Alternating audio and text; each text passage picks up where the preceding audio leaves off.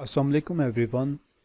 This is Zuhaib Akram Khan and our today's lecture is about the potential due to electric dipole.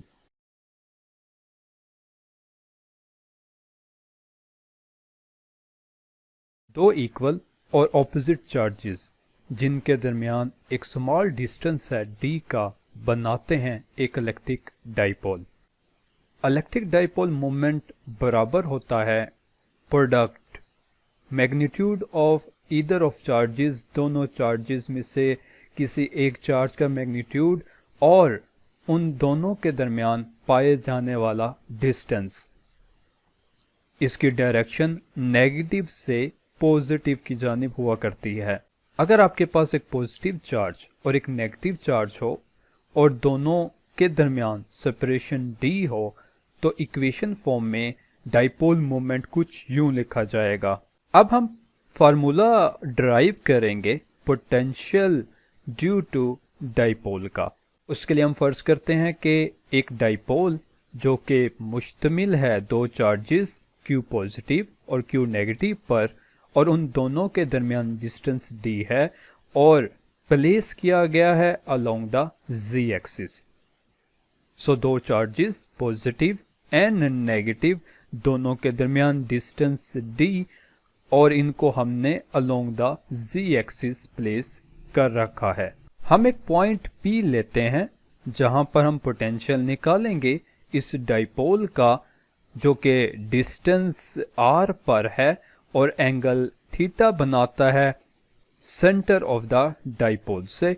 So point P और angle with axis ये theta बना रहा है और इसका फासला r के बराबर है।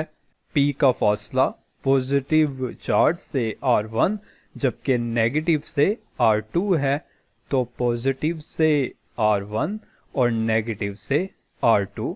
अब पोटेंशियल P पर पॉजिटिव चार्ज की वजह से बराबर होगा 1/4 pi epsilon Q over R1। Similarly negative charge की वजह से V2 इक्वल होगा 1/4 pi epsilon minus Q over R2। Resultant के लिए हम दोनों को ऐड कर लेंगे और फाइनल इक्वेशन कुछ यूं आ जाएगी। जो फैक्टर कॉमन आते हैं उनको हम कॉमन ले लेते हैं और बाकी ब्रैकेट में रहने देते हैं। ब्रैकेट का एलसीएम लेते हैं और इक्वेशन 1 आ जाएगी। अब इक्वेशन 1 में R2 माइनस R1 मतलब ये कि मुकम्मल R2 में से अगर हम R1 को माइनस करते हैं तो इन दोनों डिस्टेंस का जो डिफरेंस आता है वो d cos ऑफ थीटा आता है। R2 माइनस R1 बराबर होगा d cos ऑफ थीटा के, जबकि R1 R2 ये ज्योमेट्रिक मीन होगा बिटवीन R1 एंड R2 और ये R स्क्वायर की इक्वल होगा। तो ये हम रिजल्ट यूज कर लेंगे। दोनों रिजल्ट्स को हम प्लेस करते हैं इक्वेशन 1 में और इसे साइमल्टेनियसली सोल्व करते हैं। यहाँ Q और D का प्रोडक्ट आप जानते हैं कि ये डाइपोल मोमेंट है और उसको हम P से रिप्रेजेंट करते हैं। बाकी इक्वेशन हूबहू वैसे ही आ जाएगी। डाइपोल मोमेंट को हम वेक्टर फॉर्म में भी लिख सकते हैं। तो डाइपोल मोमेंट वेक्टर फॉर्म में लिखा डॉट प्रोडक्ट कोस के लिए, जबकि यूनिट वेक्टर r आ जाएगा जो कि इसी की ही डायरेक्शन में होगा। By definition of unit vector r unit vector बराबर होगा r vector divided by r magnitude.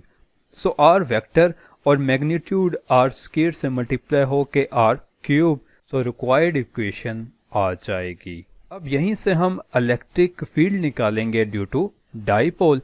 तो इलेक्ट्रिक फील्ड के लिए उसके दो कंपोनेंट्स होंगे, एक रेडियल कंपोनेंट और ट्रांसवर्स कंपोनेंट। रेडियल कंपोनेंट के लिए इक्वेशन को हमने लिख दिया और v की वैल्यूज को रिप्लेस किया in magnitude form. So partial derivative लेंगे हम। पार्शियल डेरिवेटिव r का लिया जाएगा, r का पार्शियल डेरिवेटिव लेंगे और इक्वेशन हमारे पास कुछ यूं ट्रांसफॉर्म हो जाएगी। इसको हमने वेक्टर फॉर्म में लिख लिया बिल्कुल वैसे ही जैसे ऊपर हमने इक्वेशन को लिखा था।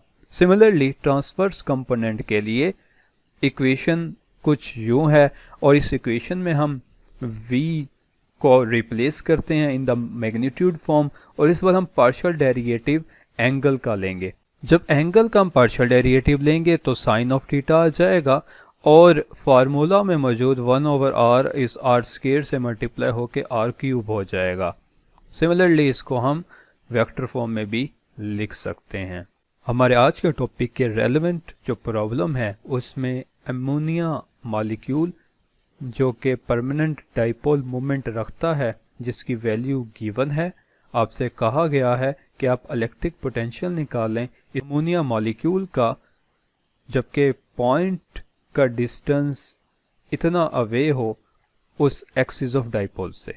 So equation of magnitude form में यूज़ करते हुए कॉस को मैक्सिमम रखेंगे जबकि पी की वैल्यू भी गिवन है डाइपोल मोमेंट की, और इसी तरह आर की वैल्यू भी गिवन है। वैल्यूज आप रिप्लेस करेंगे और आंसर आएगा 1.6 × 10⁻⁵ वोल्ट्स।